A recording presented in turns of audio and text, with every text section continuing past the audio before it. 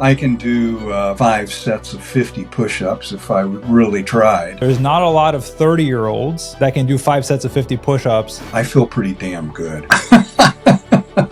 If you make a mistake, the next day you just go back and do the thing you know is right. Instead of going, oh, I screwed this up, I'll start again next Monday. And next Monday never comes. And I'm not going to play that take meds the rest of my life. My muscularity is significantly better than it has been for probably the last 30 years. All right, little interruption before we get into the podcast. Did you know that over 60% of you that listen to this show regularly aren't subscribed to the channel? So if you could do me a favor and click on the subscribe button, because it really helps the channel grow and really helps me get bigger guests on the show and helps me elevate the quality of the show. So again, I run these episodes ad-free for that reason, because I want to give you the best experience possible without any interruption. So this is my little interruption right here. So if you could do me a favor and subscribe, click on the notification bell so you can be notified when the episode goes live. I appreciate it very much. Enjoy the episode. All right. Good morning, everyone, and welcome to another episode of the Fit Vegan Podcast. Today, I have a very special episode for you. It is a new Fit Vegan success story with one of our incredible members, Randy, who had a phenomenal shift in body composition at 74 years young. He's able to do 5 sets of 50 push-ups. He's able to do his 5 sets of 5 pull-ups. He's working on doing handstands. He improved his blood pressure. He improved his cholesterol. We go over all of the stats from his blood work and his journey and how he navigated the ups and downs of his transformation. And he shared some very valuable insights that I think will be able to help you in your own transformation. So enjoy the episode. All right, Randy, welcome to the show. I'm excited to record with you today. Good to see you, Maxim. Yes, it's a few months in the making. We finally managed to coordinate. Yeah, great. Awesome. So today we're going to be talking about your transformation journey and some of the results that you've seen in the program. Obviously, I know you got your spreadsheet. We got some numbers ready.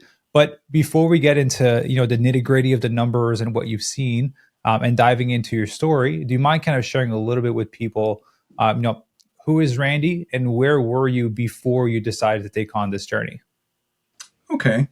I through my life, I have done a lot of different programs, not only weightlifting off and on, but dieting programs, going back pretty far, back in the 1970s. It was Dr. Stillman's plan, which came back many times after that as high protein, basically only protein. Did that, lost a significant amount of weight, ate a lot of really unhealthy things like sausage and steak and hamburgers, and that was pretty much the diet. Lost a bunch of weight. He by the way, died of his diet sometime later, so I guess that didn't work for him either. But there's a lot of different variations of that diet that came along after. But tried a few of those, and nothing ever seemed to work. And it was always the constant plan of you lose a few pounds and don't pay attention to what you're eating afterward, think that the weight's going to stay off, and it comes back with a vengeance.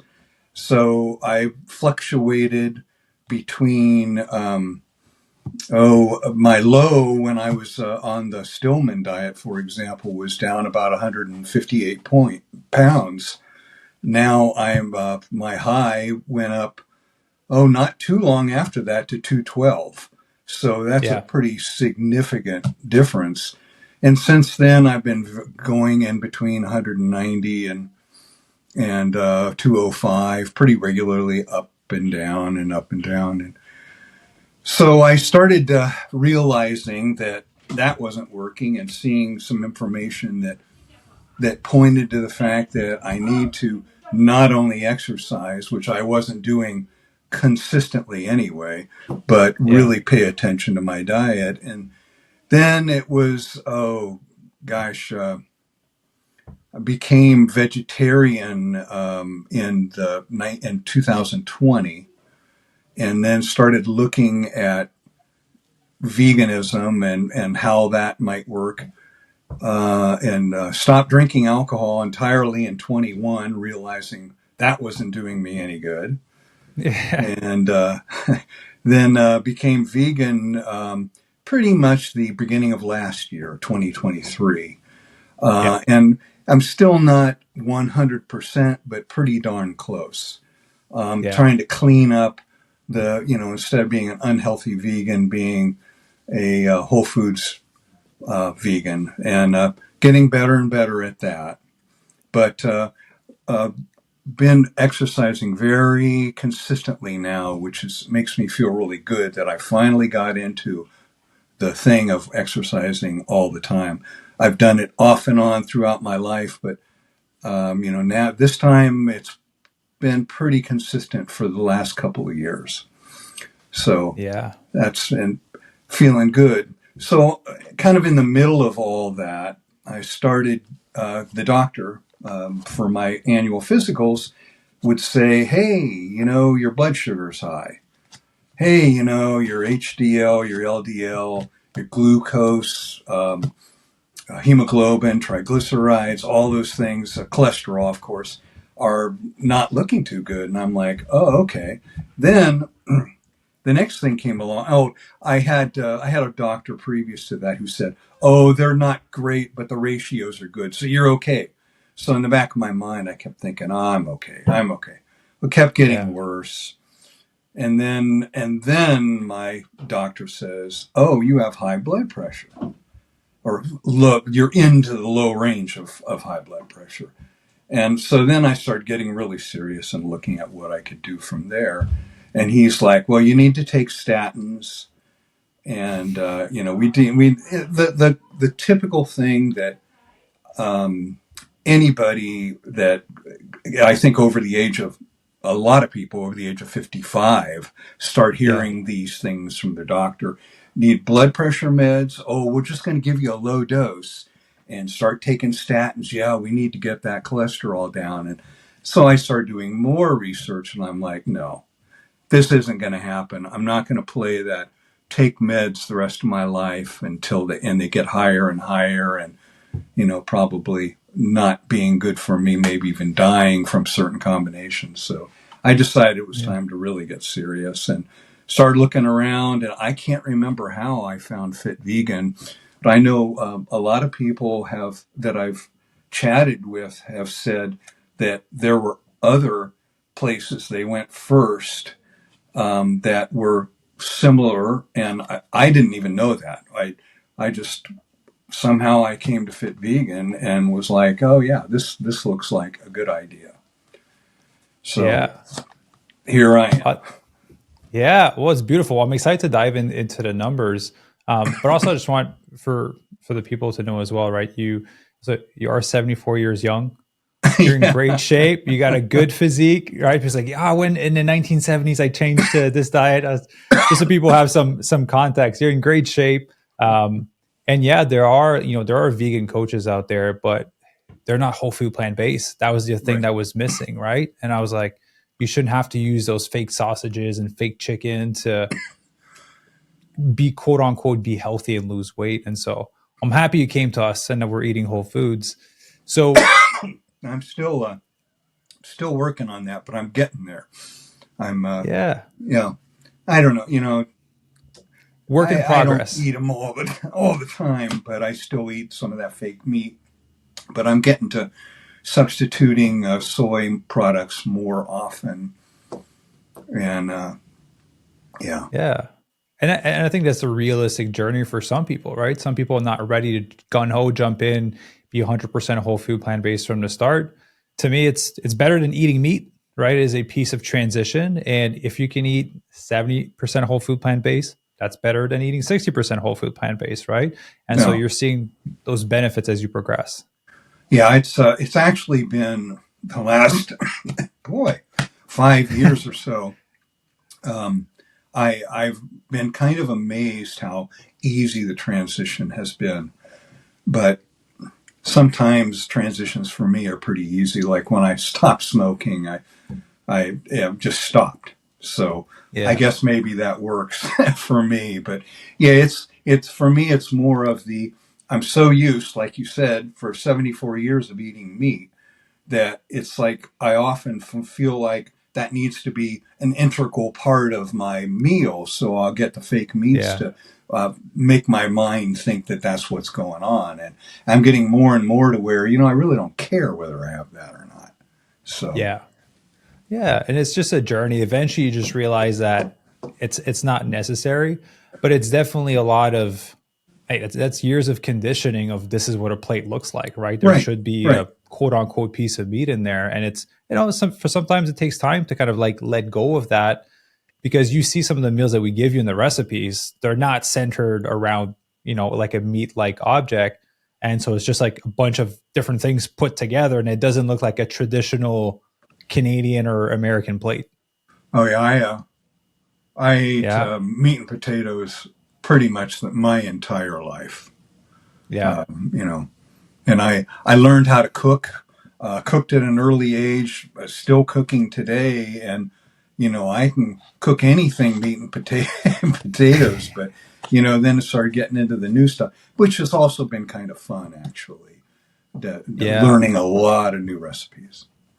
Yeah. Because I think it was one of your goals as well when you came in initially, right? I know one of them was improve body composition, and one of them was to learn how to properly nourish yourself. And I Yeah. believe was to live to 100 with a high quality of life. Yeah, absolutely. I'm one of those people that, I'm not here to impress anyone, but myself. Yeah. And I wouldn't mind going for a walk and being found in a ditch, because I didn't have to spend my last years in the hospital. So to me, that's what good quality life's all about: is living a good life to the very end. Yeah, yeah. Okay, I'm happy it took that turn because you said ending up in a ditch. I don't know where you're going with this, but it's better than ending up in the hospital. You live to the Oh, max. oh, there's a lot of very healthy people that, I'm trying to remember. I think it was Jim Fix, which you don't know. He was a runner. Oh, God, 40, 50 years ago. They found him in a ditch. He was out going on a 10-mile run or something, and he just passed out. Found him in the ditch. Did an autopsy on him. Found out he had a defective heart valve, but he was so healthy, no Mm, one knew. And, yeah, there's been several high profile people that are like that, and not necessarily that young, but even older. They get older and, oh, how'd they die? Well, they died of a bad heart. They didn't know they had a bad heart. yeah, yeah. Well, I think it's a great goal to inspire, and a lot of people they forget about the quality of the life in the quality of the years as they get older. They're just like, I want to live for a long time, but a lot of them are bedridden or can't, go Yeah. cycling, go walking, go hiking with their families. Yeah. Not really interested in that. Yeah. Well, let's before we dive into like the ups and downs in the journey, let's kind of go over the numbers, Oh, right? Because you sure. actually had some hard facts about where you were before to where you are Yeah. now. Yeah. I started, actually, my numbers that I pulled out of all my files started, just about this time in the beginning of, 2024, is where Yep. my most significant dates are. And back then I had, let's start at total cholesterol. My total cholesterol was 228. Now, my total cholesterol has been in the 200s for probably the last 30 years of my life. And it's, now, my last measurement was in November of last year, and it's at 180. So, Nice. That's amazing. there you go.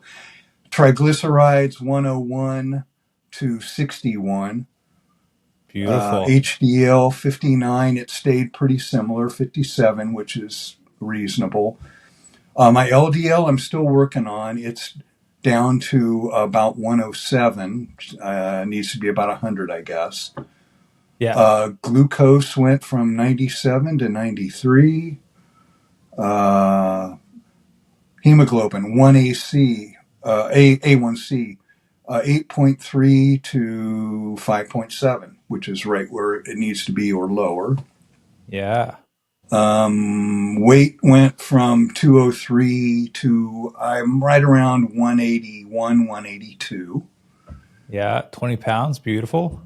Waist 42 to 39. That's a new pair of Oh, jeans.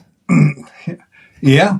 My pulse, which was, the high blood pressure the doctor was giving me grief about, was 139 over 64, which is right at that low borderline. And it was really constantly there, which it would run up to 145 sometimes. And I'm like, wow, this is nuts. Well, it's now pretty consistent at 117 over 157. So, or excuse Awesome. me, over 57. So, Yeah. resting heart rate's about the same. It's always been pretty low. It was at 60, now it's about 56. That's good. And body fat, didn't have a beginning measurement on it, but it's now, it was about midway, like July, it was 23. Yeah, it went down. It's been 23 since July. Perfect. I'd love to see that down around 15, but I don't know if I want Yeah. to do what it takes to maintain it. 15 is pretty decent to maintain. Below that starts to get harder. Like once you get Yeah, to around like 10, 11 or below, it's a big pain in the butt to maintain that. yeah. And so, I'm right here good. But Yeah. I know if I keep going, some of these numbers, and I'm especially looking at LDL and A1C, and of course body fat, getting those down. But yeah, and another thing I wanted to mention that is pretty fascinating to me. Since I started getting colonoscopies at my age, started at 55, 56, I've always had polyps that they remove. They always remove and do a biopsy and like, oh, okay, yeah, these are cancerous, these are benign. Well, they've always been benign, but I've always had 3 to 6 polyps that they've removed. And I keep asking them, what's going on? They're like, well, hereditary. Some people just get them all the time, and that's why I want you to come in since we see them every 3 years. And, well, so I just that was ended up 3, like 6 and 5 visits that I went to, and they were all well. I went to get that checked about 5 months ago, and it was 0, no polyps for the first time ever checked. And I did some investigation, and come to find out that that's not exclusively, but pretty much red meat and meats driven. So Yeah. there you go. Yeah. That's amazing. Yeah. How did it feel to see all those numbers and all those changes? Oh, it feels great. That it feels like I'm having success with what I'm Yeah. trying to do. And there's no question at my age, my muscularity is significantly better than has been for probably the last 30 years. Yeah. You got a solid physique. Like when we look at your update photos, you got a good amount of muscle mass on you. Yeah, it's getting there. I mean, I can do 5 sets of 4 or 5 pull-ups now. Yeah. Could probably do I could probably do 5 sets of 50 push-ups if I really tried. Yeah. So yeah, it's getting good. It's My only pretty good. problem is I got a meniscus and my knee was taken out a long time ago, and they took nearly all of it out. And the doctor said it's not a question of whether you're going to have a problem with your knee, it's going to become arthritic. Just a question of when, and it started up just a couple years ago. So all I got's one bad knee holding me back. Yeah. Hey, that's at 74, being able to do sets of 50 push-ups and Yeah. pull-ups, that's pretty darn good. Actually, I'll be 75 in about a month. Oh, hey, honestly, by the time this podcast goes live, you'll probably be 75. So happy early birthday, Randy. All right. That's awesome. So then let's get into the journey of it, because a lot of people that listen to these episodes, sometimes they hear the transformation and like the numbers of the changes of like how much weight they lost, the improvements in the biometrics, and like, yeah, that's great for them, but like I would never be able to do that. And so I want people to understand that, yeah, yes, you've worked hard, but you're also human. Life happened. Sometimes we went, slightly off track, but then we went back on track. So do you mind kind of sharing a little bit of what your journey has been like to be able to get to this place where, again, you have these numbers, you're able to do these, these push-ups, these pull-ups, and have this great physique at your age? Well, as a lot of people, many people who watch this may not realize, the majority of your health relating to weight and all these good numbers is food dependent.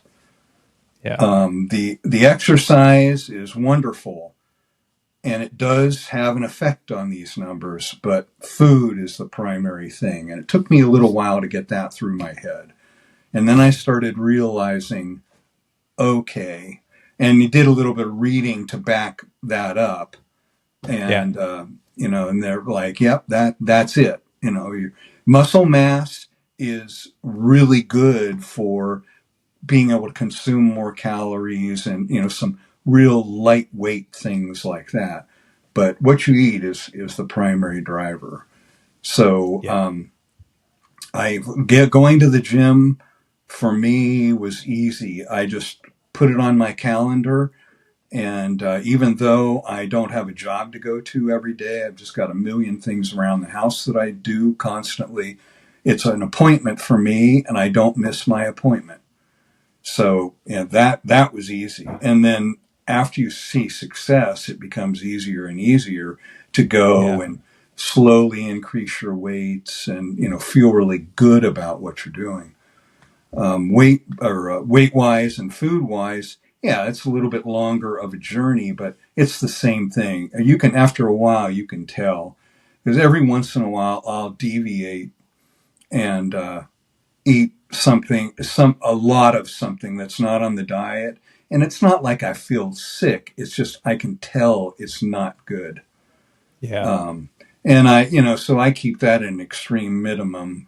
Maybe once a month I'll deviate. And I'm getting to the point now where I'm telling myself it's not even worth it.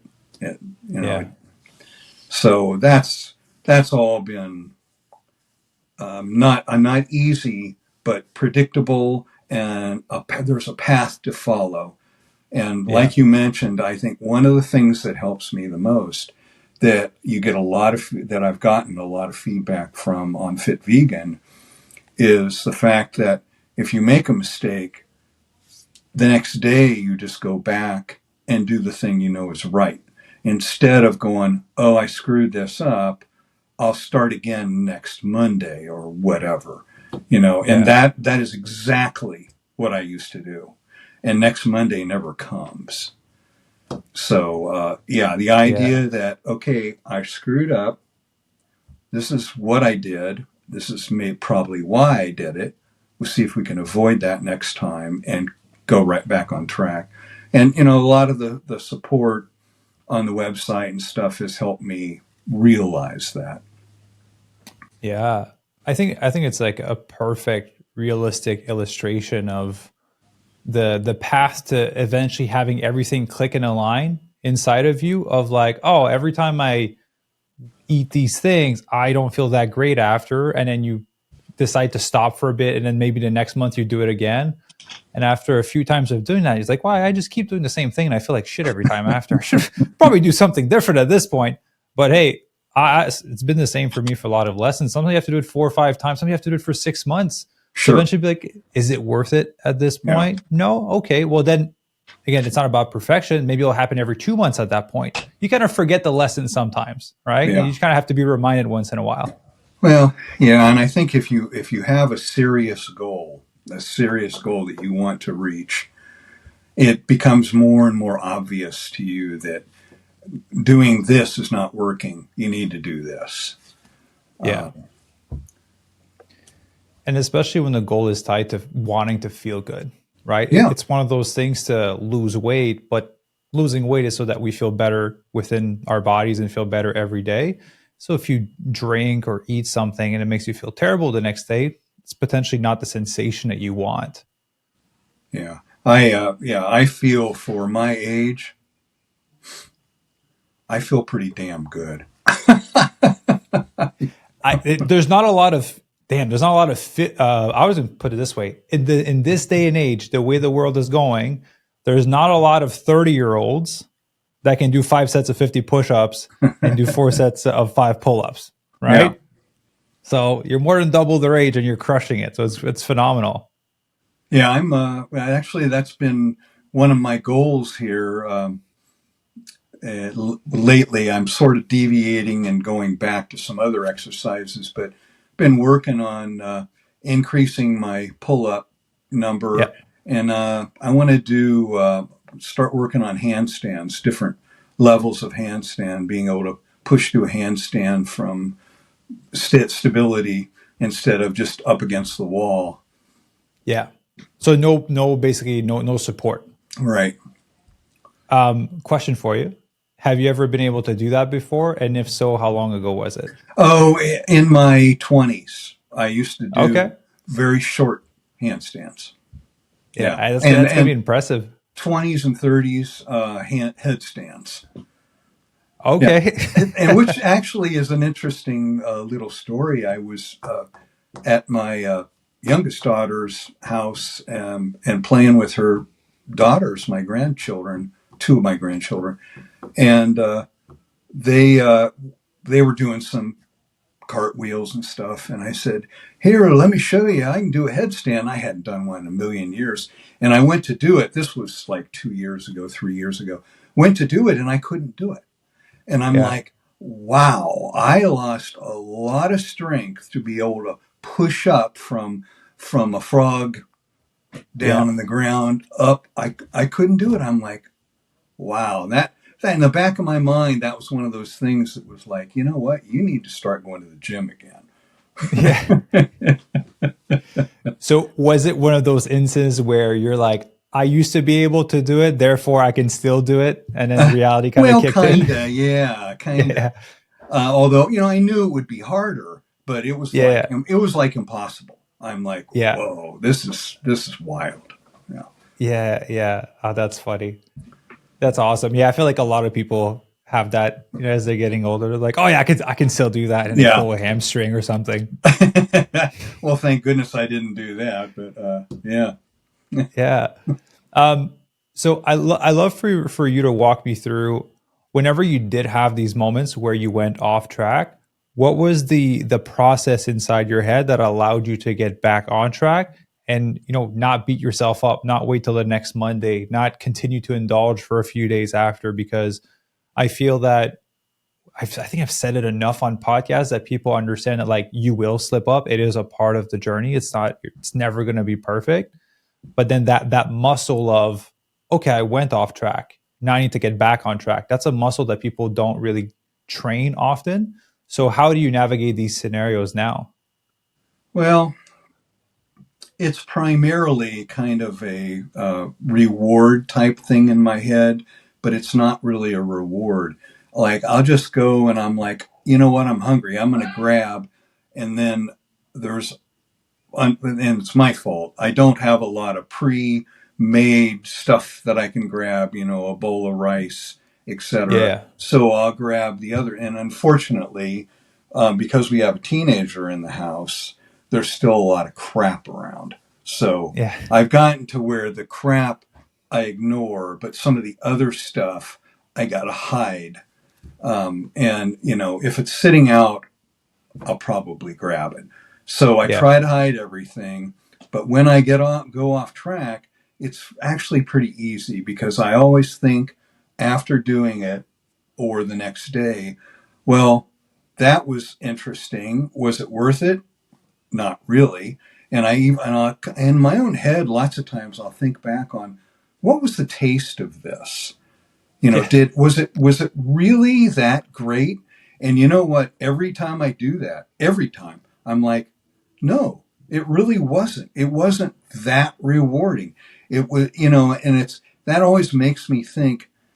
okay, when I used to way overeat the wrong foods, there was something in there that made it rewarding, psychologically, obviously. Yeah. So, yeah, and it doesn't, every time I really sit down and think about it, I'm like, that really wasn't that good. Yeah. So that keeps Yeah. me on track, I think. Yeah. So basically just not beating yourself up and realizing that I'll be honest, sometimes I do the same thing and I'll be like, I don't even remember what it tasted like. I was like, Yeah. it was mediocre at best. And then it was like, Yeah. it wasn't really worth it. Oh, yeah. There's been a couple of times where something has been there and I've grabbed it and put it in my mouth and taken a bite and went, wait a minute, this is not good, and spit it out. Yeah.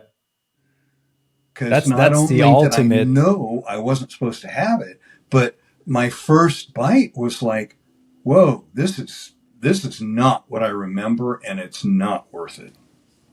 Yeah. And especially, as you eat more whole foods and you cleanse your palate, like sugar tastes very sweet, salty tastes very Oh, salty. salt. I can really tell salt. Really, yeah. When I eat something salty, I'm like, whoa, that is really salty.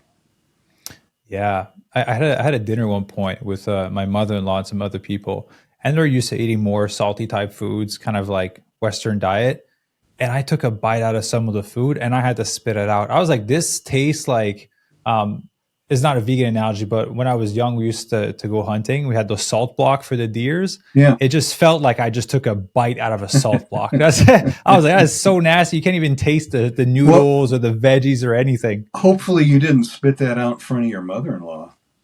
I spit into a little container. Yeah. And she didn't cook it. We were at a restaurant, Oh, but I was just like, I can't eat that. It's so gross. It's so salty. You don't even taste anything else. I couldn't yeah, taste the broccoli or the bok choy. It was just sodium. That's all yeah. it was. Well, Um, yeah. They do that for a yeah. reason. Yeah. Well, yeah. Once your palate is numb to it, then you just want more of it. Right. Yeah, and there's a lot of the vegetarian restaurants that just. I went out to a vegetarian restaurant years ago, and I was, even though I didn't eat vegetarian, I was amazed at how much oil they put. Yeah. A lot of those restaurants put in their stuff, and I'm like, I don't get it. I don't. Then that was like, I don't get these vegetarians. That makes no sense to me. Yeah. Let's go on that tangent because I think it's a little bit interesting to talk about like vegan and vegetarian restaurants.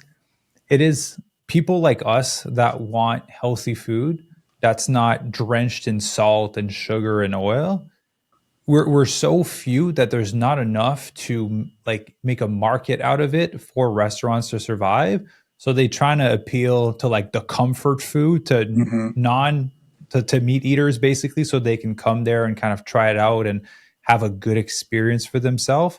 But they're adjusting the food to meat eaters so and the mainstream people so that Yeah, they actually have enough traffic to make money to stay in business. yeah. But yeah, all clean vegan restaurants that I've been to and I've seen, they're all out of business within a year or two. Really, really. Yeah, Yeah, they don't I last a know. long time. We went to a vegetarian restaurant in Key West the last time we were there, and delicious food, but it was definitely not vegan. And Yeah. like I got a salad and it had blue cheese dressing. I made the assumption that it was vegan blue cheese. It wasn't, and Yeah. it was absolutely delicious. But I'm like, no, this isn't the way to go. Yeah. And they're so high in calories. Yeah, Because we had someone tell us like, well, I can't understand why I'm not losing weight because I'm eating salads. And they told me they went to like a Red Robin's or something like that. And they told me the salad they had. And that thing had 1,500 calories, yeah, freaking dressings and croutons and all of these things for a salad. That was more than a burger and fries. That's crazy. yeah. That's one of my downfalls that I need to watch is salad dressing. Yeah. There's some good ones, but obviously I get it. The saltiness and all the mixture of flavors, and it does, make it more palatable for a lot of people at the beginning. Yeah, Yeah. yeah. I like dressings and gravies and sauces on my foods. I just have to watch how much and what's in it. You know. I made a video with Ivy. It was like a vegan meatloaf, and we made a little gravy sauce that was like really healthy. So I definitely recommend looking at that one. It was actually really good gravy sauce. Yeah, I've actually made a couple and seen a couple that were well, your world. He made a mushroom gravy, and I duplicated it. Oh my God, it was a mountain of gravy. I was eating it for, Yeah. but there was really nothing in it that was bad. Yeah. It was mushrooms, potatoes. I can't remember carrots. Yeah. Yeah, it was Put it on delicious. everything. Yeah, yeah. I love to ask you, I'm curious just for myself, what were some of the tools or strategies that were taught to you with your time in the program that were very helpful for you and that really like stuck out to you?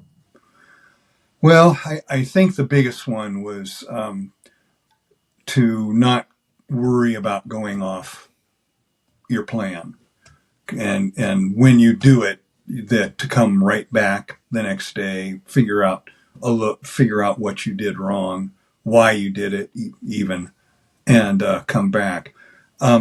Otherwise, no specific strategies. I don't think. I've seen a lot of listened to a lot of people's experience related to most of them, and a couple of good recipes here and there.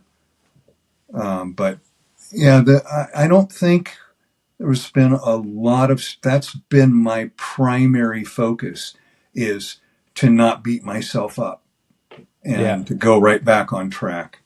And I've heard it so many times.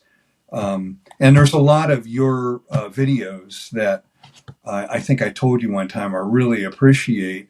And it's just, I've heard you say the same thing probably 3 times on different videos over the past 9 months, or how long I've been in the program. And it, I appreciate it because it kind of, repetition in my head is what I need lots of times to make things work and put things together. Yeah. So it seems that for you, like just having the structure of what to do and what to eat was simple. It's just like, let's get it, let's do it. But the mindset piece was the big thing that I think you kind of took out of it, was how to navigate the journey basically. I think so. Yeah, yeah. And we do. It's still sometimes difficult, but fortunately, my wife was a vegetarian years ago when she was in her 20s, I think, and she really liked it. And Yeah. so when I told her, I'm changing, I'm not eating meat anymore, and she was like, okay. And so she's pretty much not 100%, but she's on board. And we Yeah. both have done production cooking at different times in our lives. So we cook all the time. Yeah. I mean, I've got pages and pages of recipes that I've printed out and stuck in a notebook and categorized them under different headings and stuff. So yeah, we enjoy cooking for ourselves and trying different things. But that's both good and bad. It's bad Yeah. because you tend to eat more because you like pretty much everything you make, and you tend to eat some of the more of things that you maybe shouldn't eat as much of. Yeah. How were the group calls for you? Because you've attended quite a few of them. I've seen you on there Yeah, several times. yeah, I enjoy the group call. The your new presenters, Helene and Ellen and Cassidy. Hélène and Cassie. Oh, okay. Yeah, she Great. corrects me because it's you say it in English, but it's French. So Oh, she wants me to say it okay. in French. Yeah, I saw both of theirs. They were great. Always enjoyed Sarah's, and I didn't get into as many of Nick. Nick's as. If for some reason it was on a day that it was hard for me to get into. But yeah, some of his muscle stuff was very interesting, and I love all yours. Yeah. Oh, awesome. I appreciate that. And I'm happy that you enjoyed the group calls. I think it's a great opportunity for everyone to see that they're not alone in this and kind of hear other people what they're going through, how they're navigating and being able to ask questions.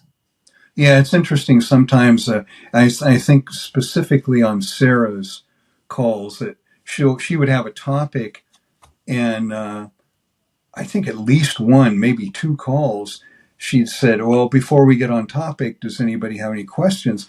And people would ask questions and be consumed. Well, I think at least one time consumed the entire time with answering questions and didn't even get to the material.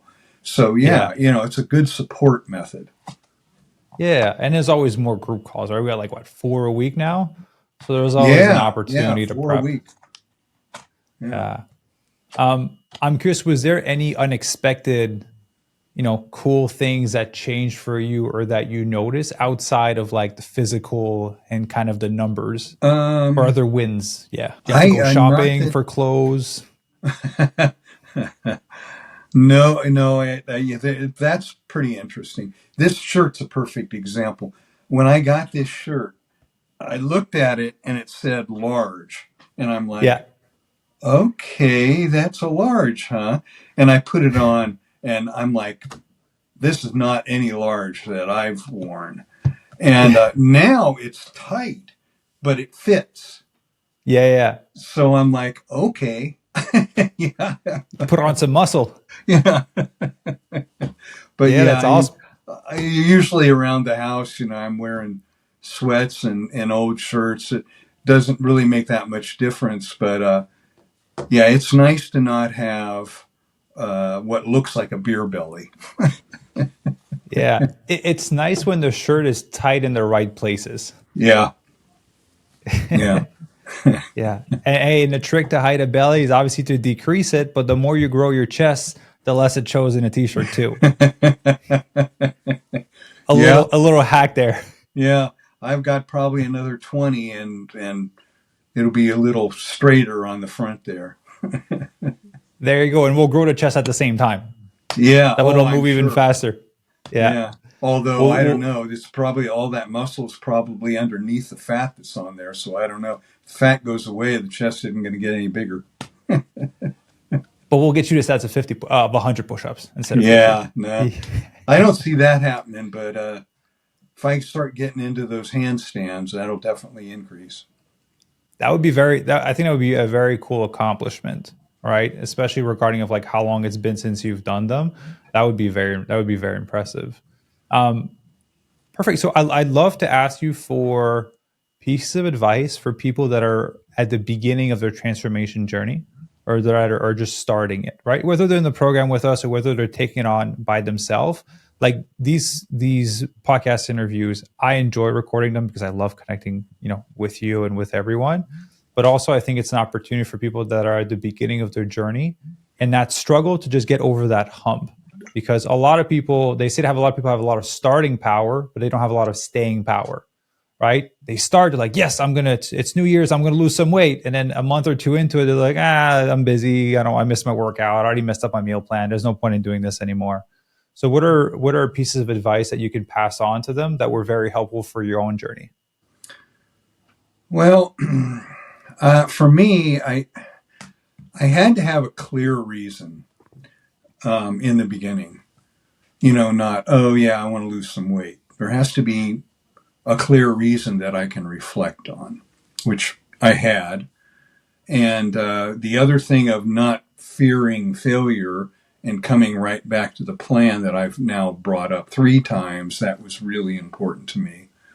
And I think the group calls and the interaction is very helpful because you hear so many of the same problems.